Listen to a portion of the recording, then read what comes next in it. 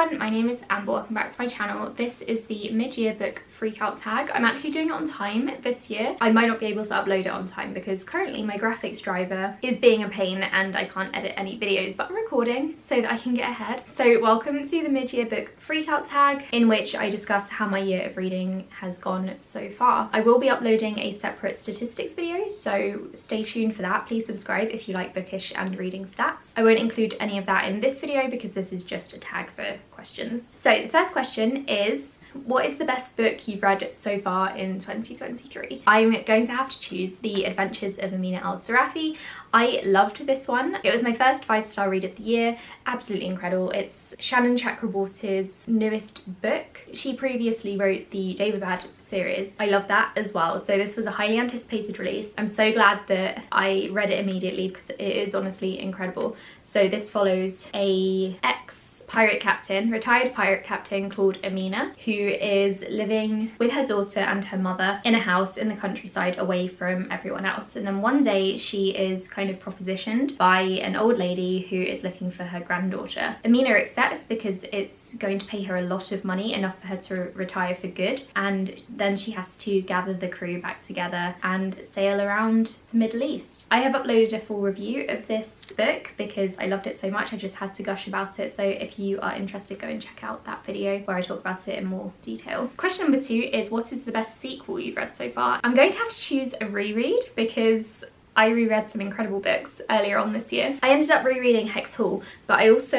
reread the sequels, Demon Glass and Spellbound, and I gave both of these 5 stars for a second time. So this series starts with Hex Hall, like I said, and it follows a young girl, teenage girl, who is a witch, and she is sent to a private boarding school for magical beings because she can't be around normal people because she cannot control her powers. And then things become more and more intense. The second book in particular, the stakes are very, very high and it's very, very devastating. And then at the end of book 3, I sobbed again.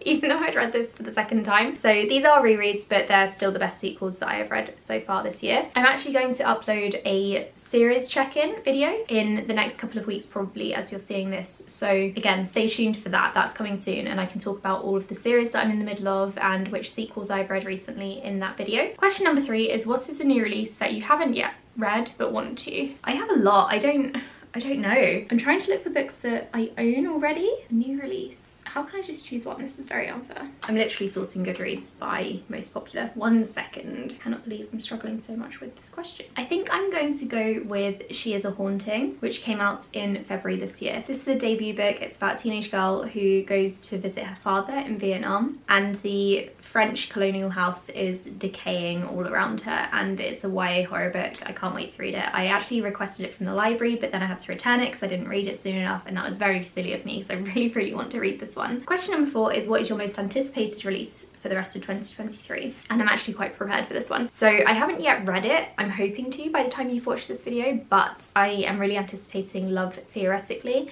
I really enjoy Ali Hazelwood's books. She is one of the few romance writers that I really, really enjoy. So there's that. There's also Ashley Herring-Blake's newest romance book, which is coming out in the winter, I think. Can't remember the name of it. I'll put the cover up here. And Kate Alice Marshall is also coming out with another YA book, so I'm really looking forward to that one as well. That's called The Narrows, I think. Question number 5 is, what is your biggest disappointment of the year? I have a few for this as well. The first one is Warstorm by Victoria Aveyard. I didn't really expect to love this one because I was just finishing off a series that I started years and years ago, and I had a feeling that I was kind of over it.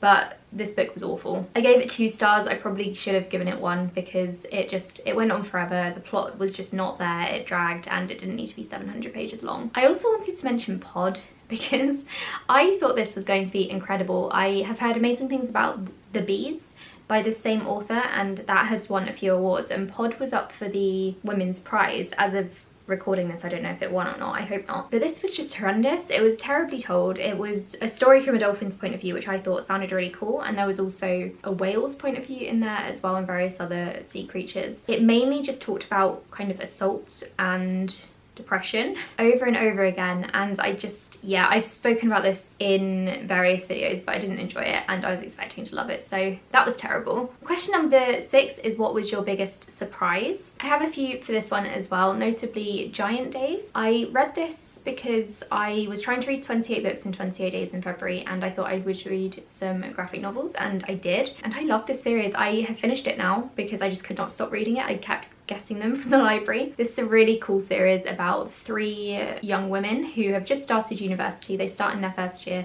and you follow them throughout their time at uni, and it's just lovely. It's an incredible series. I love it. Also, speaking of graphic novels, I read all of Lore Olympus and caught up with the webcomic as well. I wasn't expecting to love that one so much because, I don't know, it just didn't really appeal to me that much, and that's why I hadn't picked it up, and I thought paying £20 for each volume was just a bit extreme.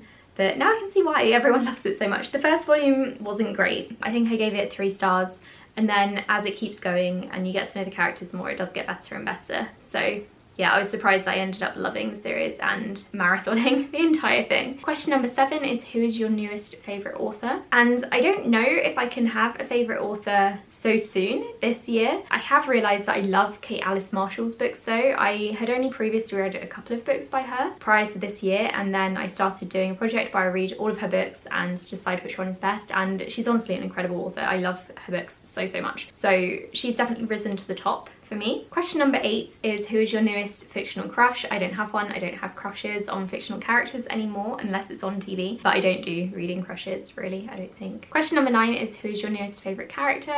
I would probably have to pick Amina from the Adventures of Amina Al-Sarafi, and also Delilah from this book as well. I love Delilah so much. Question number 10 is, what is a book that made you cry? There have been a few off the top of my head, but most recently I cried at Dust Child. This is a story that is about the Vietnam War and the impact that it had on people. So it's written by a Vietnamese author, and it follows several points of view, but basically the essence of the story is that it's about the children of American soldiers who fought and did tours in Vietnam, and how it affected the Vietnamese women who were left behind when these soldiers left the country, and the children as well. This one was absolutely beautiful and stunning, and I loved it. I really love this author's books. I also loved The Mountains Sing. This is also incredible. This is my favourite, I think, and then this is my second favourite. She's, I think, only written 2 historical novels that I know of. But yeah, I cried over this one. The ending was just, it really got to me. Question number 11 is, what is a book that made you happy? Definitely the Giant Days books. Those were just so lovely and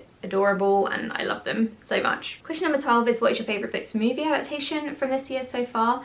And I'm trying to remember if I've actually seen any so far. If I can remember, I'll put some pictures up here. If not, then I don't know, we'll address this later on in the year, I think. Question number 14 is, what is the most beautiful book that you've bought this year? And I'm just going to be repeating myself. It is obviously The Adventures of Amina Al-Sarafi. This one is the Fairy Loot edition, and it's got sprayed edges. You can see, hopefully, the sea creature there. And not only that, but it has lovely artwork. So the Waterstones edition does have this map, but not the art on the inside. And then it's also got this naked hardcover. So yeah, I love this. I think it's stunning. It's a stunning book as well, so I'm so glad that I bought it. You may be wondering if I have 2 editions of this, because I held up a different one earlier, and yes I do. The next question is, which book or books do you need to finish by the end of the year? And for this, I have to say all of the book series that I said I would finish or start in 2023, because I am still really bad at series. We have Heart of Flames, the second Crown of Feathers book. The Obelisk Gates, I don't want to talk about it. Red Tigress, which is the second Blood Heir book. The Ruin of Kings, which is the first, I don't actually know what this is called, A Chorus of Dragons book. And Children of Ruin, the second Children of Time book. The Spider book. I'm trying my hardest to read as many book series as possible this year, because I run the website Recaptains, and I obviously need to read series in order to recap them. But I've been so bad recently because I've just been reading standalones and graphic novels and stuff. Not that I can't recap the graphic novels, but I think chunkier books like this or this are probably more urgent than graphic novels that came out years ago. Yeah, I need to get better at reading series in general. I do have a whole video on this coming up, like I said earlier. And that was all of the questions. Let me know if you've done this tag in the comments below. Also tell me your favourite book of 2023 so far. I would love to know, so I can get some more recommendations for things to buy. Thank you so much for watching this video, and I'll speak to you all in the next one. Bye.